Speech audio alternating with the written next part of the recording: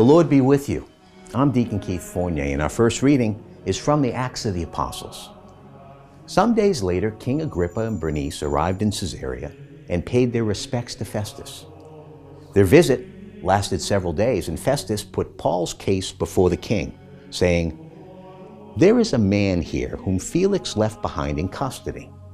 And while I was in Jerusalem, the chief priest and elders of the Jews laid information against him, demanding his condemnation. But I told them that Romans are not in the habit of surrendering any man until the accused confronts his accusers and is given an opportunity to defend himself against the charge. So they came here with me, and I wasted no time but took my seat on the tribunal the very next day and had the man brought in. When confronted with him, his accusers did not charge him with any of the crimes I had expected.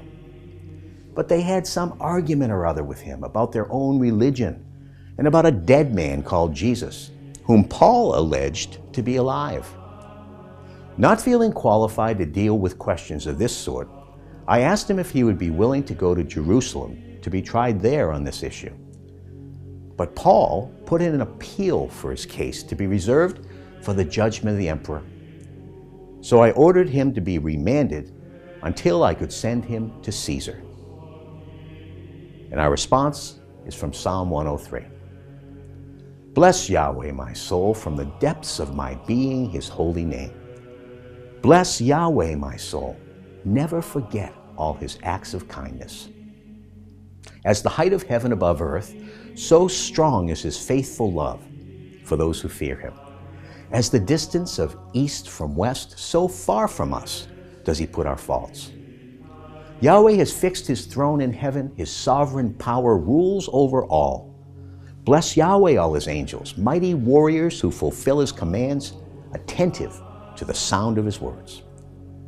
And a reading from the Holy Gospel according to St. John. When they had eaten, Jesus said to Simon Peter, "Simon, son of John, do you love me more than these others do?" He answered, "Yes, Lord, you know I love you." Jesus said to him, "Feed my lambs." A second time he said to him, "Simon, son of John, do you love me?" And he replied, "Yes, Lord, you know I love you." And Jesus said to him, "Look after my sheep." Then he said to him a third time, "Simon, son of John, do you love me?" Peter was hurt that he asked him a third time, "Do you love me?" and said, "Lord, you know everything. You know I love you." Jesus said to him, "Feed my sheep. In all truth I tell you, when you were young, you put on your own belt and walked where you liked. But when you grow old, you will stretch out your hands, and somebody else will put a belt around you and take you where you would rather not go." In these words, he indicated the kind of death by which Peter would give glory to God. And after this he said, "Follow me." The Gospel of the Lord.